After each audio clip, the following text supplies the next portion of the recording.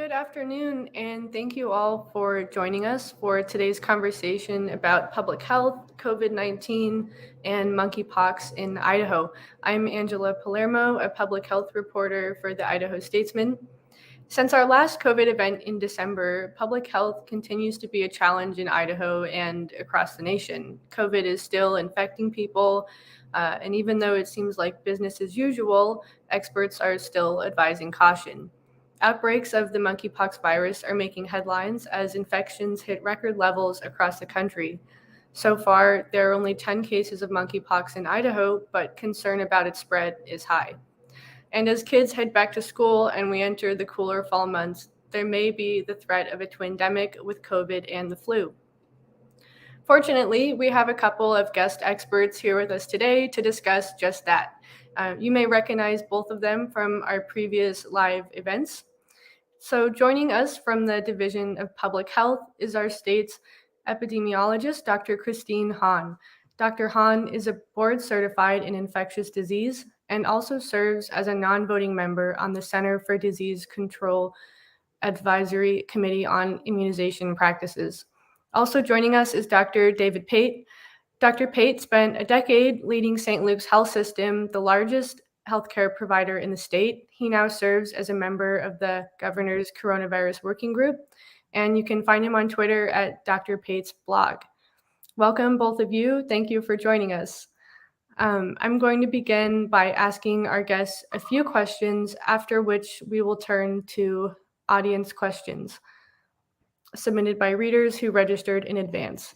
If you're watching now and have a question, please post a comment on the Facebook or YouTube streams. We'll try to get to as many as we can during the last half of today's hour. So let's get into it. Dr. Pate, I'd like to start with you. The latest data shows COVID is on a downward trajectory in most Idaho counties, but with students heading back to school and quite low vaccination rates for kids, how long can we expect that to last? Well, I think that what we have to keep in mind is that even though cases are coming down, there is still a lot of disease transmission out there. I think additionally, we have to consider that what has been happening with each of these waves or surges is that we've had increasingly transmissible viruses.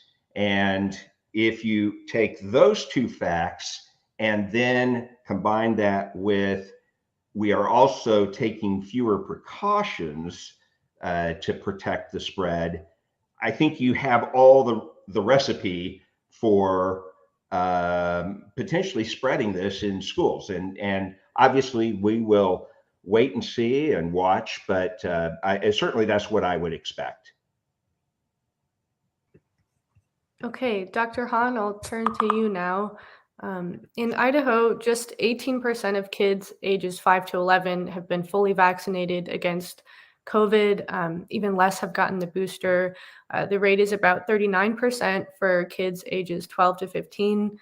So what do we know about how the Omicron variant affects kids, and what are the health risks to kids who aren't immunized and may catch this virus?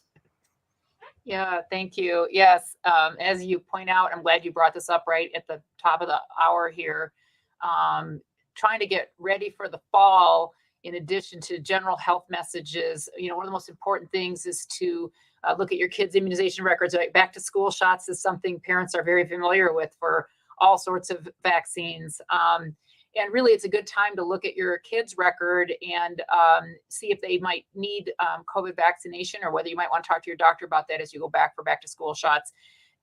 We really do know that kids do get this virus. We've had serious cases in Idaho. We've had deaths in this country. We've had deaths among children, certainly less than among adults. I don't mean to compare the two.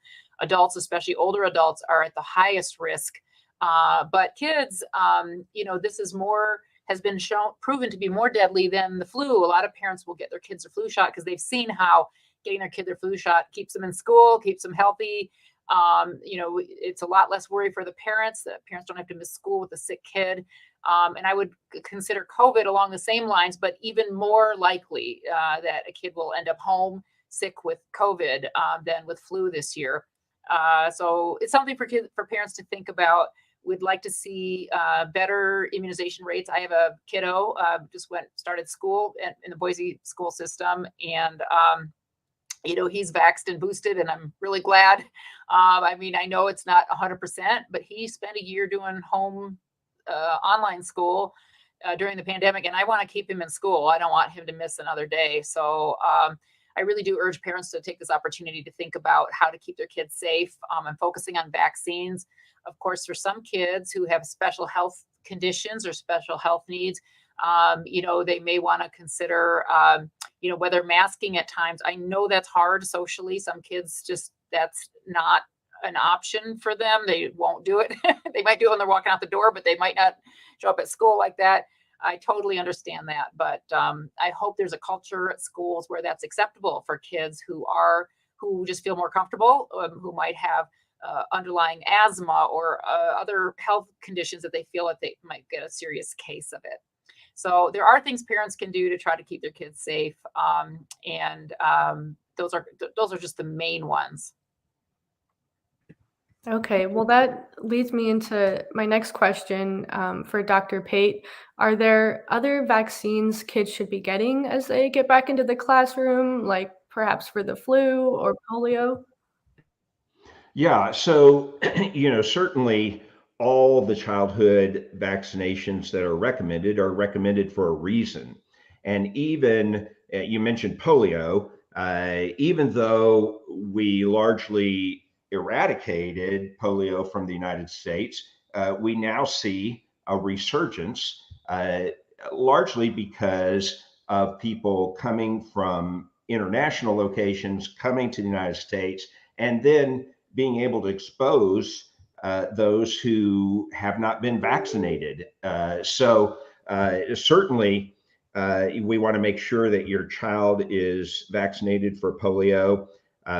They should have at least 3 shots by the time that they're age 2. They get the 4th shot after age 4. But even for adults, if you think you were not vaccinated or know that you weren't vaccinated, it's not too late. So even on these childhood vaccinations, if an adult is behind, they can get it. But there's lots of important vaccinations that protect, especially, we're fighting enough new diseases. We don't need to have old ones returning that we've supposedly already kind of got under control or conquered. So yes, vaccinations are extremely important.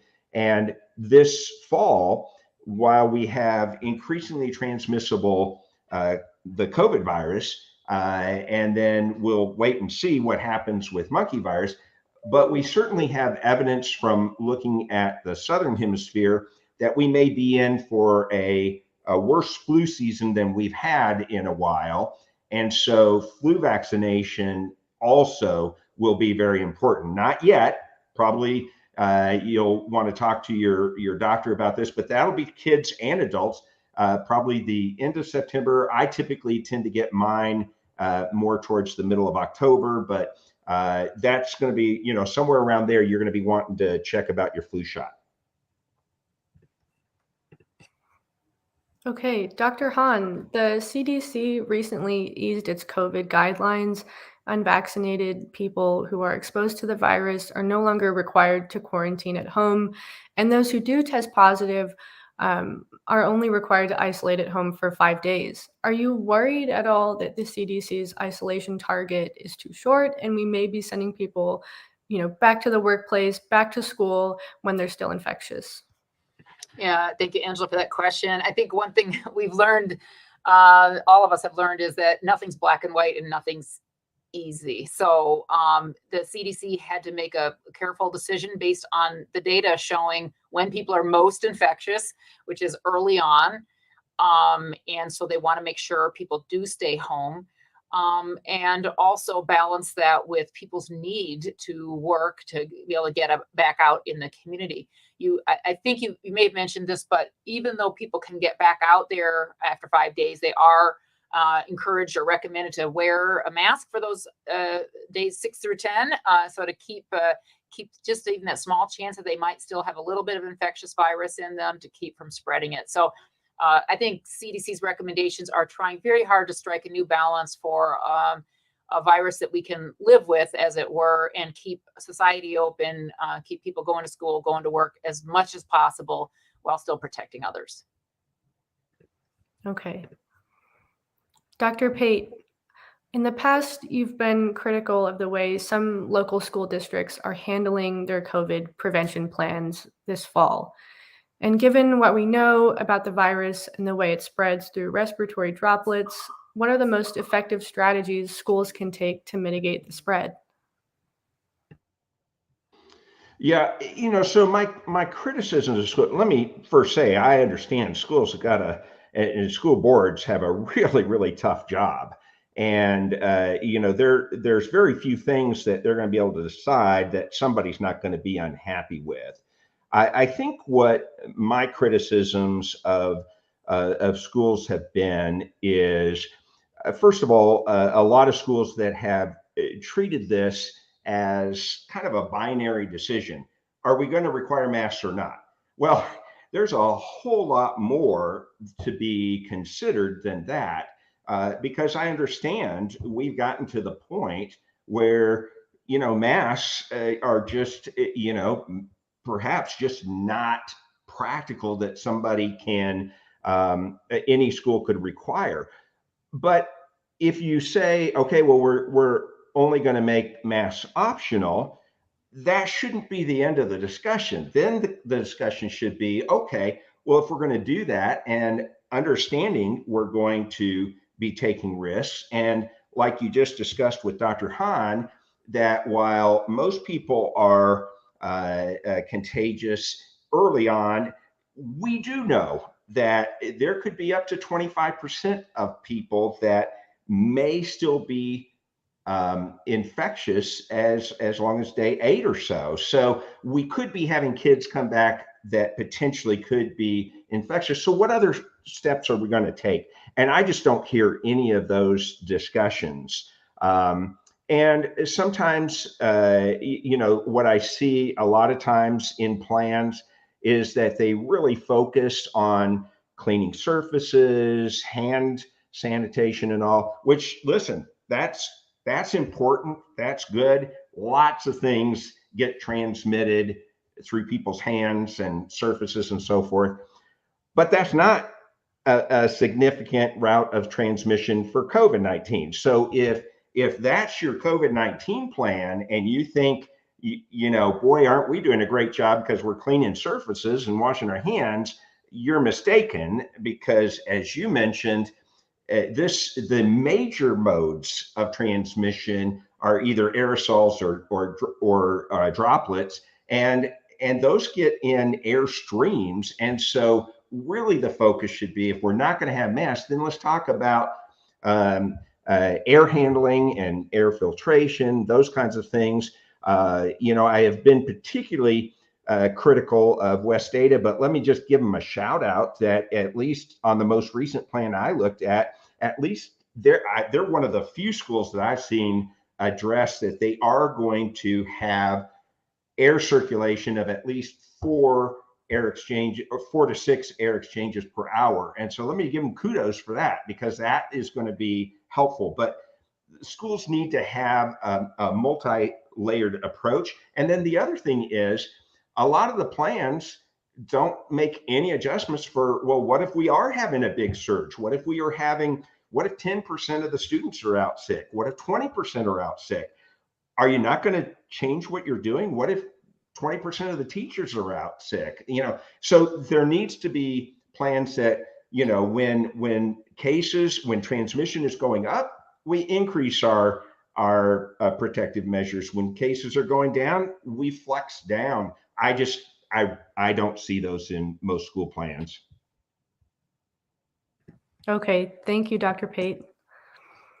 Dr. Hahn, 2 weeks ago, the CDC moved Ada County into the medium risk category on its COVID community level dashboard, and other Treasure Valley counties followed suit.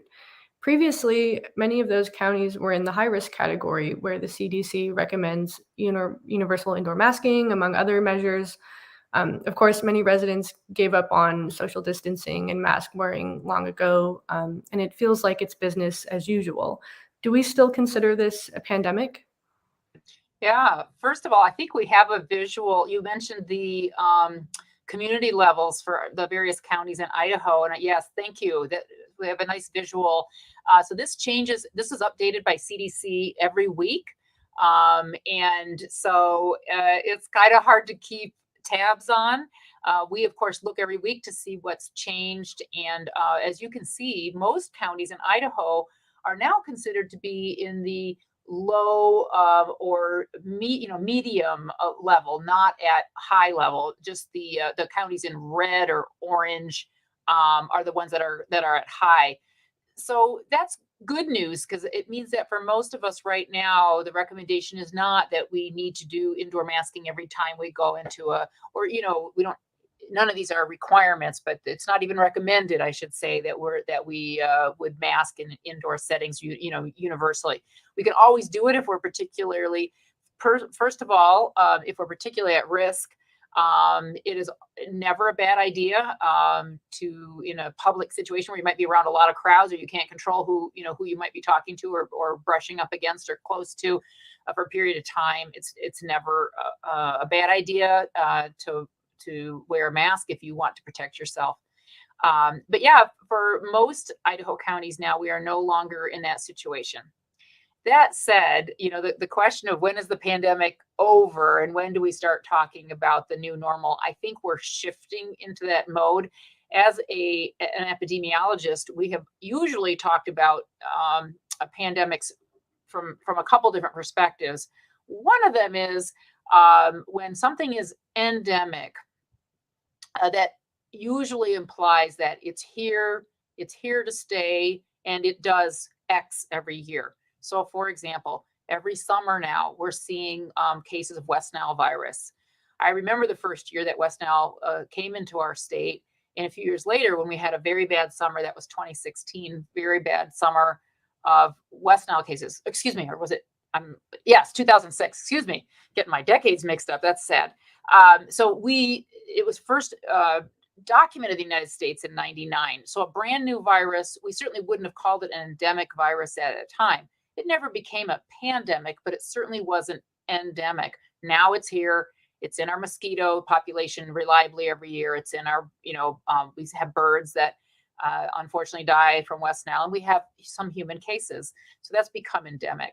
So most of us not just look at when do we know it's here to stay, but when is it exhibiting some sort of regular pattern, a flu every fall, every fall and winter we see a wave. So my feeling about COVID is that we haven't quite had yet a year that we were able to predict, right? We're still saying, well, what's going to happen this fall? We don't know. And so I think we're kind of in a transition where we want to call it endemic. We do know that it's here. We're not talking about eradicating this virus, but it is still behaving in a way that we can't quite predict. We don't know when those surges are going to come. We don't know how high they're going to be. So from my personal perspective, and I do think there are different valid perspectives out there, I feel like it is still behaving like a pandemic virus. It hasn't really settled into any normal pattern. The great pandemic of 1918 and 1919 had three large waves. A lot of people that studied the history of this have talked about that a lot. Some people say there was even a fourth wave, but then that same virus settled in and became part of our seasonal flu viruses. It took several years, and I think we're heading in that direction with COVID, but I would say we're not there yet. And in the same way, that's why when you hear us talk, you will still hear us say, we can't really be sure. We're thinking we might see a surge this fall. We're urging you to do this. But be aware that we're very aware that we can't predict what's going to happen. We can only look at what's happened so far and try to do everything we can to recommend to people how they best protect themselves. Thank you, Dr. Hahn. You may have just answered a little bit the next question I have for Dr. Pate, which is, in the last few years, what have we learned about the way these surges operate? And are there ways that we can fight COVID with this knowledge, or perhaps predict when cases will go up? Yeah, well, I always like it when Dr. Hahn answers my questions, especially when they're hard ones. So that's good. But, I think that we have learned quite a bit. I mean, I think that what we've seen for the, last 2 years is that in situation that, first of all, that these surges happen when we get a new variant that emerges in a sufficient amount that has some kind of advantage. That advantage may be that it's more transmissible. That advantage may be that it has developed some ability to get around the immune protection that people either have from infection or vaccination. So we see that. We still don't understand why these things go down, and why some parts of the country may be affected when others aren't. It's clearly not a seasonal pattern, so it's not seasonality, but there's still much more to learn. But we do know that, and we also know that this virus is in a class of viruses, or a type of viruses called RNA viruses, which is completely different from monkeypox. Monkeypox is a DNA virus, but RNA viruses do this kind of thing. Influenza is an RNA virus. They very quickly and often mutate. And when they do, sometimes those mutations aren't very effective and don't really help the virus spread. But other times, and especially when you have a lot of transmission going on around the world, we're just giving that virus many, many opportunities to hit the jackpot and hit a mutation that will favor its spread. And so that's why we see these ups and downs.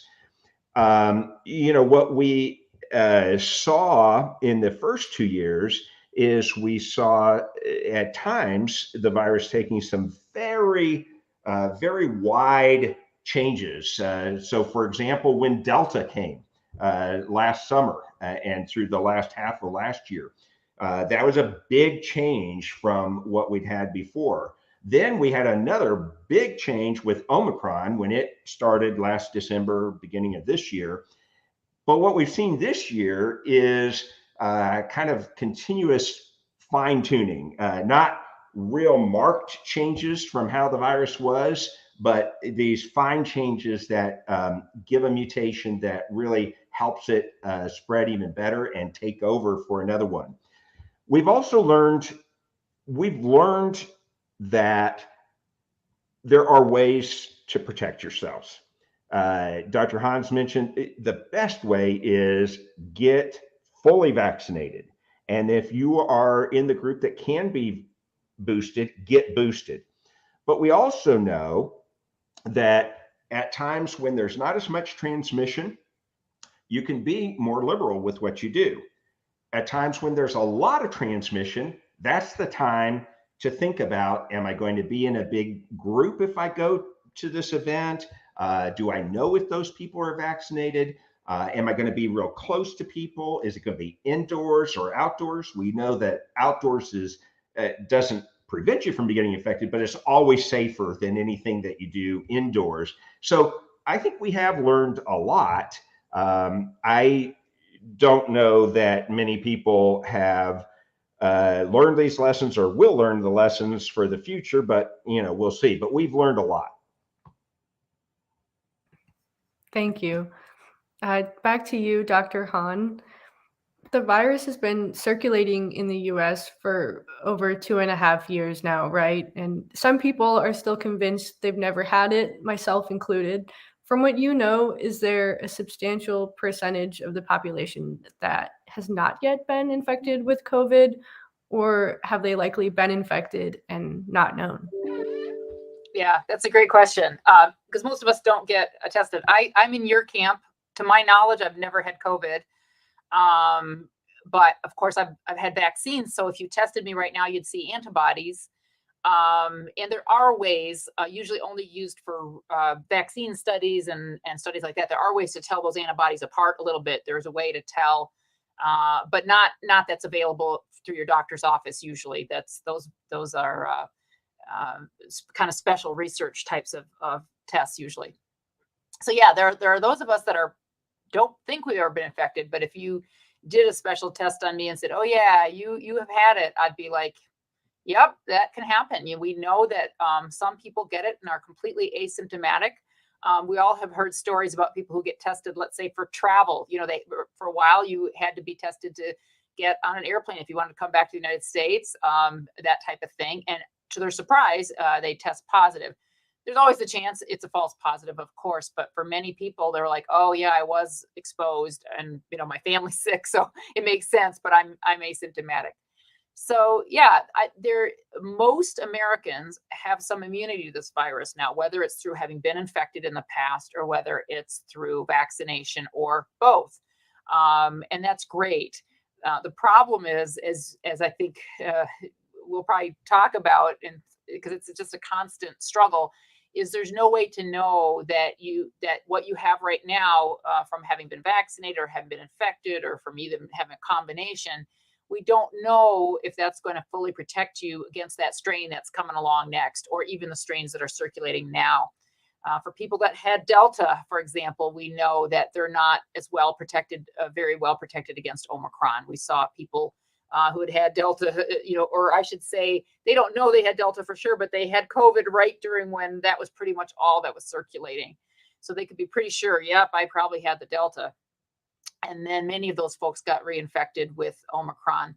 And even within the Omicron surges, as these subvariants have come, we've all heard the number game, BA.2, .4, et cetera, .5, different types of Omicron coming out. Even some people got reinfected because of those changes were enough to, as Dr. Pate just alluded to, avoid the immune system entirely.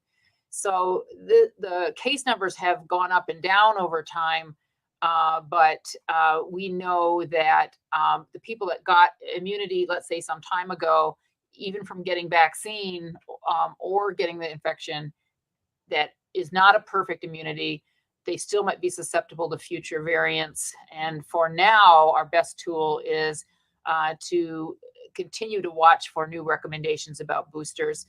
We are expecting, I'm sure all of you have heard the news that Pfizer and BioNTech, one company, and another company, Moderna, that supply most of the US vaccines, they have both applied for new boosters for this fall that are supposed to be cover a little more broadly against Omicron, in addition to the original strain. So we're waiting to hear that the FDA should probably make an announcement this week, because we know that CDC's advisory committee will be meeting next week to talk about recommending those boosters. If they're authorized by the FDA, there will be recommendations needed from the CDC. Who should get a booster this fall? If you just got a booster a month ago, how long should you wait before you consider getting one of these new boosters? Those kind of questions need to be grappled with. So we sure hope that we either stop seeing these new variants, or that we get a vaccine down the road that doesn't require this, what we've seen so far is repeat boosters. But for now, that's the best protection that we have. That's good to know. Thank you. Now I'd like to bring us into a discussion about monkeypox. Dr. Pate, I'll start with you. As I mentioned earlier in the Q&A, there are currently 10 cases of monkeypox in Idaho. The first case in the state was reported July 6th. And so far, it seems like the virus has predominantly affected gay and bisexual men, although it's not a sexually transmitted disease. So what do we know about the way that monkeypox spreads and who can get it? Yeah, I think, we have known about monkeypox for decades because it has been endemic in Africa and they have regular outbreaks. I think what we know is what we're dealing with here in the United States and frankly across the world is monkeypox, but it's acting very differently. So, for example, in Africa, most of the transmission was facilitated through household spread in the previous outbreaks. What has happened now is a very different kind of transmission, which is pretty unusual to my knowledge of viruses to really change transmission characteristics, and it has been spread predominantly through men having sex with other men, gay, bisexual transmission. Now, as you pointed out, that doesn't necessarily mean that it's sexually transmitted, because we know this virus, the way it likes to transmit is through close contact. It just happens that typically, if you're going to have a sexual contact with somebody, you're going to have close skin to skin contact. We know that's not necessary. In other words, you can get monkeypox without having sexual contact, because we have seen children now being infected, very low numbers, but we've seen some children, and we've also started seeing more of this in women, still in low numbers. But interestingly, different countries are giving us different percentages of their cases being in women. And I think what is a common denominator to all of this, and why I'm hedging, is I don't think we're doing enough testing to really know. We talk about with the test positivity with COVID. Everybody's familiar with that. We like that under 5%. When it's higher, we know not only is there a lot of transmission, but we're also missing a lot of cases. And there's places where testing positivity for monkeypox is coming back in the 35, 37% range. So we know we're not doing enough testing. And so the question is, are there a lot more people out there that have monkeypox? Another difference between what we're seeing now and the monkeypox that we've seen in the past in Africa is that these cases, while the overwhelming majority of them, the CDC reported it was 95% of people have a rash, the rash is very different. If you look at the pictures of the rashes of people that had monkeypox in Africa, they're covered head to toe. That's not what we're seeing with this. In fact, the majority of people have less than 10 skin lesions on them. And so, it is acting a little differently. We have got one report out of France where they picked up on with more screening in a sexually transmitted disease clinic. So that may not be representative, but they detected asymptomatic cases. So I think we still don't have a completely clear idea on exactly how this is transmitting. No question it got, the fuel got added to the fire by having multiple sexual partners, and that certainly has precipitated a lot of this. I don't know that it's going to change, if it's going to stay this way, or if we will see, as more people do get infected, now we see transmission through non-sexual contacts. We'll just have to wait and watch. Okay, thank you. Dr. Hahn, the CDC says monkeypox is rarely fatal and most people recover on their own. But we've seen, like Dr. Pate mentioned, that people who do get it develop these lesions and often flu-like symptoms.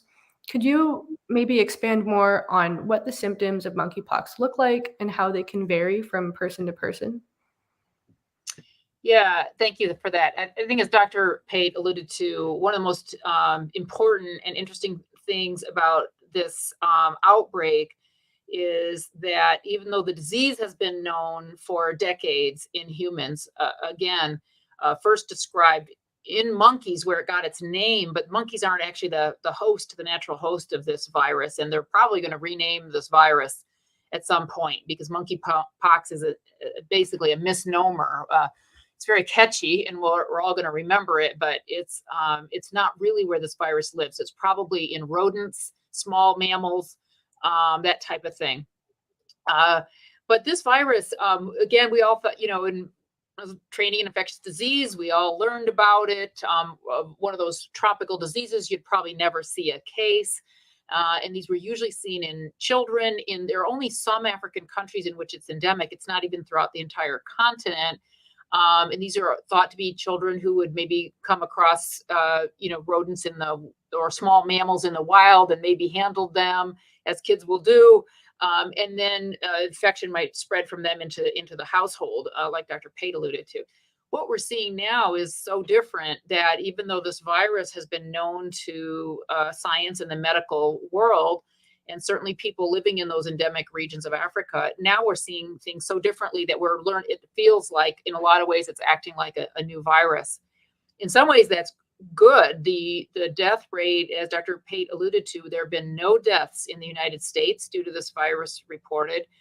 So that even that reported death rate from the past, which I've read anywhere from 1% to maybe up to 3%, which isn't very high, but none of us would want to get that disease with those odds. That's still a significant death rate. That's not what's been seeing here. The cases appear to have milder lesions, as Dr. Pate alluded to. Sometimes people don't have. Traditionally, people have a flu-like symptom. That's always a great start because that could be anything, right? A little fever, body aches, maybe some swollen lymph glands. Very non-specific symptoms. What really tells you that it might be monkeypox is when the rash comes out. Sometimes that's just 1 or 2 lesions. But there are 3 main ways that people have been presenting in the United States. One is a lesion or 2 or 3 or, usually a handful somewhere on the body, on the skin, or inside the mouth, or even in the genital area, in the pararectal area. So they can present with a few lesions. The other way, though, people are presenting are sometimes with a severe sore throat or, pain in the throat. They can't swallow. They don't notice the lesion. They just notice the pain. And then the third way is severe rectal pain. And these are people who are, again, infected. And then the lesions are probably so deep that they aren't visible or noticeable, but the pain is what brings them in. And people that are hospitalized, it's usually that severe pain causing the hospitalization. So the rash is definitely the most noticeable and unique thing about this disease. And doctors are trained or are learning how to recognize it, because doesn't look like a normal rash, if you will. It's usually got it's a little raised lesion with a little kind of a little dot in the middle of it. That's kind of specific. Not all the rashes present like that, but there are some clues that might be what it is. And as I think Dr. Pate mentioned, these patients often are coming into a sexually transmitted disease type of clinic or presentation. And those doctors in particular are learning how to think about monkeypox. So not a severe disease compared to, let's say, smallpox, its cousin smallpox, but certainly can cause severe pain, severe discomfort, hospitalization, and people have to be home missing work for even longer than they did with COVID. It can really have a significant impact on people's lives. We might get into this in a little bit. There are treatments. There is a vaccine, and we can talk about those. But we are looking at a disease that can be very impactful to the people that get it. Okay, thank you. Back to you, Dr. Pate. Idaho currently only has enough of the monkeypox vaccine to vaccinate close contacts of people with the virus and people who are considered at high risk of exposure. So my question for you is, who qualifies as high risk? And if they are, where could they go to get the vaccine?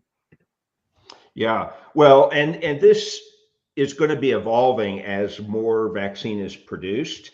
Also, the FDA has indicated that we can stretch the vaccine that we do have further by taking what previously was a single dose, and at least they allow for 5 doses. I've heard a lot of providers tell me they can really get only 4 doses out of the vial, but nevertheless, we can give more people the vaccine by using this reduced dose, which there is a study that suggests it's still going to do the job. We also give it a different way. Normally, this vaccine is injected under the skin, right above the muscle into the fat. With the new way, with this 1/5 dose, we actually give it right under the skin, called intradermal. If you've had a TB skin test, that's what we're talking about, how they would give it. And now, one comment, because we're doing that, it's especially important for anybody who's gotten this vaccine to understand and follow up. You do need a second shot. You need that second shot after 28 days. So please go get the follow up, because we're not sure how long a single shot will last you. We do know it will help initially. Now, back to your question. So there's two ways we use the vaccine. One is pre-exposure. So people that are high risk, who are they? Those are particularly men who have multiple sexual partners, and particularly with other men. And so that group is going to be the highest group. What you want to do is you want to keep checking, because as we get more vaccine, we'll loosen those criteria also. But check your local public health district's website. So probably most of the listeners are here in the Treasure Valley. If so, go to Central District Health, and they will provide you the guidelines of who they are vaccinating. But if you have a question, just call them and talk to them, and they can tell you whether they would find that they should give you the vaccine. The other thing is, let me encourage people, if you are in a high risk group, please go get it. I've talked to the folks at the public health department. They are being very discreet about this. I know that people are being stigmatized. You don't have to feel that way. They can handle this in a very discreet way and get you vaccinated. That's the most important thing. Now, on the other side is the post-exposure vaccination, and that's really almost anybody. Right now, it's the authorization is for adults, but there are situations where we can, under certain circumstances, do children. So anybody who has been in close contact with somebody who is known to have developed monkeypox, then contact the health district, get in there, get vaccinated. The sooner we get you vaccinated, the more likely we can actually prevent you from getting the monkeypox. Even if you can't get in there, and the ideal is within 4 days of your exposure, but even if it's longer, we've got a study showing that even at around 11 days, we can still decrease the chances that you get monkeypox, or if you get it, that it'll be milder. So contact the public health district and keep monitoring this, because it's likely to be broadened. Okay. Could I add something to that? Yeah, real quickly? First of all, I agree with everything Dr. Pate said. I want to mention all our 7 local public health districts do have vaccine. They all have it. Some of them have been having special clinics. Dr. Pate mentioned the Central District Health. They have done special clinics. And they are, as he said, very discreet. They're very sensitive. They know people, will have questions about, just their privacy. And also, they are working very hard. And also, most of our cases in Idaho have been in this area, in the Central District area. So it's especially important for people living in this area to be aware of that and consider vaccination if they're at high risk, mostly men who have sex with men, as Dr. Pate alluded to. Please check in with them. There are a few other providers around the state that also have the vaccine, particularly Full Circle Health has the vaccine here in the Boise area, and there are other providers around the state. So the other thing I want to mention real quickly is the Pride Week is coming up, or the celebrations here in Boise Pride, and that's September 9th through 11th. And they are working very hard right now to try to set up some vaccine clinics at that event. So if you are traveling in for that or will be attending that event and think you're at risk, please keep your eyes peeled for that information about that coming soon. Yeah, that's great information to know. And also, Dr. Hahn, I'm wondering, as both of you alluded to earlier, the testing capacity for monkeypox isn't where we'd like it to be by any means. What would it take to ramp up testing for the virus in Idaho and across the country? Yeah, that's a great question. So first of all, I want to give kudos. Our state lab got testing up as quickly as possible and has been testing a lot of folks, we've never, when we had a request from provider, we have actually never turned that down. Sometimes we'll just balance the urgency of the testing need, but our state lab has tested 71 people in Idaho at providers' requests. But we know that what's really the best is for commercial labs for testing to go like sending out for any other test. And there are 5 commercial labs nationwide now that have been doing testing for weeks. That's been going well. And most, in fact, St. Luke's just got on board now. They were using our state lab for a while, but now are also using commercial lab. So our lab is there as backup. They're going to keep that capability. But testing is now generally pretty widely available as far as a lab service. And where I think if we wanted to get more folks tested, it would be people going in for testing. You know, sometimes people they're worried about their privacy. They're worried about the ramifications of a positive test. So if that's one thing we want to urge people to get tested if they think they have monkeypox, there are treatments available. We haven't really had a chance to talk about that yet. But also, like Dr. Pate alluded to, people you've been in contact with or your household contacts, they could get vaccinated and prevent spread of the monkeypox. So we do urge people to go in and get tested if they think they might have it. The second thing is making sure providers are aware that testing is available widely. Sometimes when it starts off, it's so narrow and, you got to call the state health department and it's kind of a big rigmarole and they don't realize like, oh no, it's a lot easier now. So just making sure providers are aware that testing is available. Testing is routine now, if you will. It should be easy for them to order through their normal testing, for almost all places to order through their normal labs. And if not, our state lab stands ready to test for you. Okay. Well, I'm going to turn to some reader questions now, and we don't have a whole lot of time, so hopefully we can move through as many of these as we can. The first one is from Wyatt in Boise, and he is asking, if we have been vaccinated twice and boosted twice, can we view COVID risk at the same level as the flu? Do you want to direct that to one of us, Ashley, or do you want us to? Sorry, yeah, Dr. Pate, your preferences. That one. Pardon? Well, go ahead. Yeah. Okay, so Wyatt is a great question.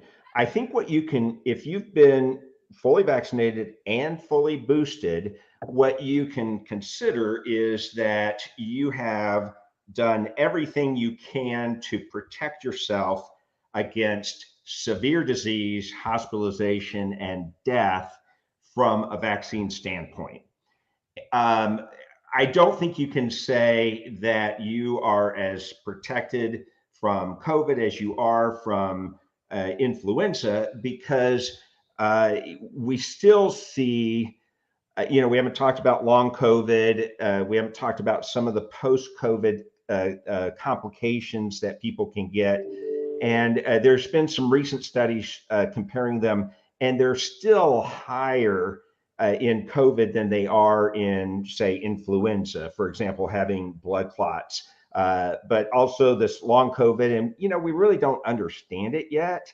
And what we do know is that vaccine will help protect you from long COVID, but it doesn't prevent the possibility of long COVID. One recent study showed it would decrease your risk for long COVID about 15%.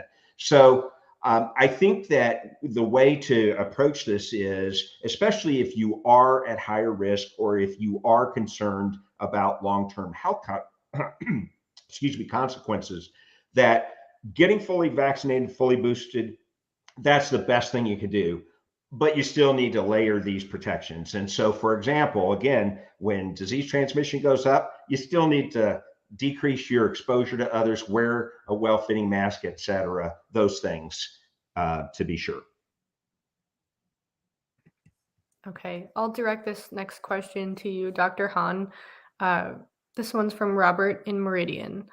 He says, what new or updated information is currently available on the long-term effects of having contracted COVID? Yeah, thank you. Dr. Pate alluded to that. While more and more studies are coming out about long COVID or post-COVID conditions is another term that I actually like better because it doesn't imply that it's a one thing. It could be this, it could be that. Some people describe brain fog. Some people, say they are still fatigued or still having respiratory problems, or have clotting problems, related to increased risk short-term. We know for sure. We don't know about long-term for stroke or other events like that. So there's more and more data coming out about it. But we really don't, and you see sometimes the studies are limited to children, or they're limited to adults, or they're limited to people who are hospitalized. So while we don't have absolute figures for anybody, and we don't have enough time yet to say long-term what's going to happen to people who have post-COVID conditions, let's say at 3 months, 6 months. But what we do know is that certain things increase your risk for long COVID or post-COVID conditions. First of all, there's good evidence now that being vaccinated, if you get COVID, you're not immune. You still could get long COVID, but your risk is a lot lower. In fact, I often say to people, one of the best reasons for getting vaccinated that I think people don't think about, especially young people that are like, oh, I know I'll be fine, is you're going to reduce your risk of that long COVID that we know affects even young athletes who can't run anymore, who can't do what they used to do. So that's really important. The other thing is, the more severe your illness was, if you end up in the hospital, for example, you are at a higher risk of long COVID than if you get a mild case. Again, pointing partly back to whether you're vaccinated or not, but even among unvaccinated people, that's true. Women tend to have more of a risk of post-COVID conditions. It's not, completely clear why. And we know that we need more time to really see what happens to people long term. Probably some folks that initially have symptoms of long COVID will, over months and years, resolve those symptoms. But we do know that some people are going to be struggling with this for quite a while.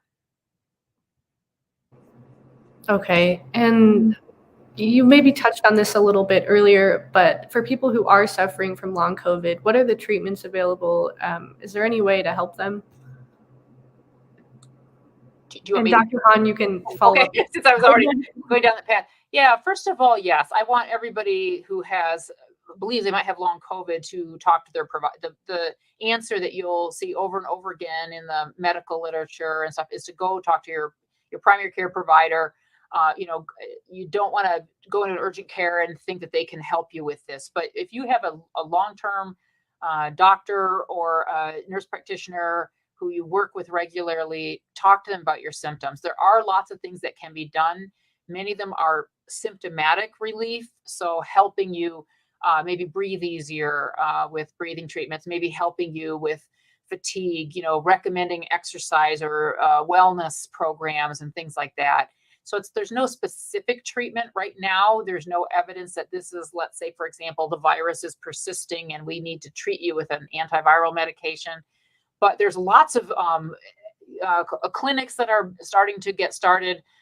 There are physicians that are learning how to effectively help people feel better over time. So definitely talk to your provider about possible treatments. Okay, this one's for you, Dr. Pate, from Stacy in Boise. Should healthy students with no pre-existing conditions wear a mask in the classroom, or does the probability of mild illness make it unnecessary? If they should wear a mask, does it need to be an N95 or similar? So, Stacy, good question. I think it all comes down to your risk assessment and risk tolerance. First of all, I think when there's high levels of transmission, and I distinguish this from the community levels, I would look at the transmission levels for this question. If there's high transmission, I think it's reasonable to try to prevent yourself from getting infected. We don't know what the consequence of multiple reinfections are and whether those could have some long-term health consequences. As Dr. Hahn says, we just haven't had enough time to know. The other thing is what we were just talking about is we know that people can have very mild cases of COVID and still get long COVID. And that's particularly it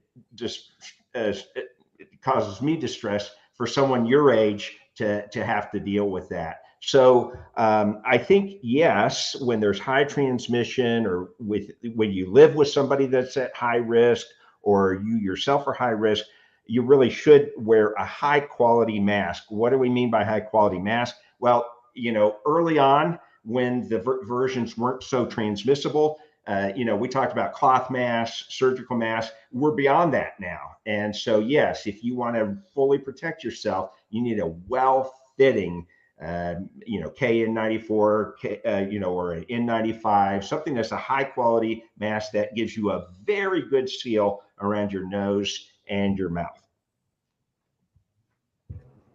Okay, I think we're going to move to one live question that came in from Dana in Boise for Dr. Hahn. COVID, monkeypox, I think that means to say, could monkeypox be the next public health challenge? How worried should we be about bird flu or a polio resurgence? Yeah, I think monkeypox is our next public health challenge. I think we're already facing that. Obviously, there have been some successes. I mean, it's really impressive that the federal government did have a vaccine that the work had been done a long time ago. Even with the eradication of smallpox, they made sure there was a vaccine that is actually approved for smallpox, but also can be used for monkeypox. That's, great. Now, there wasn't enough, and it didn't get rolled out quickly enough. And we're still trying to find and make sure that we can educate and convince high-risk people that this is going to be helpful to them, that it's safe. So there are challenges that we're already facing. Dr. Pate alluded to the changing the way that the vaccine is given from under the skin deeply into the fat area, if you will, of our arms to just right under the skin in the forearm. That's a big change to do, kind of changing horses midstream as far as how we're doing it. That's been a challenge. So yes, monkeypox, I think, is our next public health challenge. I don't think it's going to be, again, we don't expect, but we know that we're humble enough to know that we can't predict the future, but we don't expect this virus will become as widespread as COVID. But it's still an important thing that we get on top of, and we try to prevent people from getting. I'll just wrap up with the last part of that question was kind of like, gee, what about polio? What about, bird flu we've been talking about and worrying about for years? So everything that's happened hasn't changed the fact that we've got other threats out there. We know that there are other viruses that are circulating in animal population, like bird flu, that could become a threat to humans. And so absolutely, I still worry as much as I did 5 years ago about the potential for a bird flu breaking into humans and becoming a flu pandemic. I sure hope it doesn't happen. But that's still a possibility. And there's still a lot of flu surveillance going around worldwide looking for that. Polio, we talked about that a little bit at the beginning of the program, and we're all very concerned about what has happened in New York with the human case. And to me, it's just a reminder, again, to parents, make sure your kids are up to date on their polio vaccines. That's one vaccine that, we have had, of course, since the mid-50s. And now is usually a very high uptake in Idaho, about 90%, which is good. That means 10% of our kids might be unprotected from polio. So a good reminder to make sure your kids are up to date on all their shots. Okay, and Dr. Pate, did you have anything to add to that? Well, I'd just like to say one thing. I've had a unique opportunity during this pandemic to see behind the scenes, to work with our folks from the Idaho Department of Health and Welfare, to work with folks from our various public health districts. And let me just tell you, I'm amazed and impressed with their professionalism. Dr. Hahn, who is kind of the face of this, I think she's nationally recognized. We are so lucky to have her leadership during this time. And I want to say that there are so many professionals we have in public health, and you'll never see them. You don't know them. They're behind the scenes, whether they're working for our state lab, whether they're doing the contact tracing. There's all kinds of roles back there. They're amazing. We are so fortunate in Idaho to have these people. And I can tell you, I don't know that they've felt particularly well respected during this pandemic, the way that a lot of their advice has been disregarded. But let me just give a shout out to them. And if you ever do have the opportunity, please thank these individuals. They're truly amazing, and we're very fortunate to have them. Okay, well, that looks like it's all the time we have. But thank you so much, Dr. Hahn and Dr. Pate, for sharing your perspectives and what you know with us today. And thanks to all of you watching at home and for asking thoughtful questions. You can find the Statesman's coverage of COVID-19 at idahostatesman.com/coronavirus. Again, I'm Angela Palermo, a public health reporter at the Statesman. Our newspaper's ability to continue covering the pandemic and keep you informed about matters important to your health relies on your support.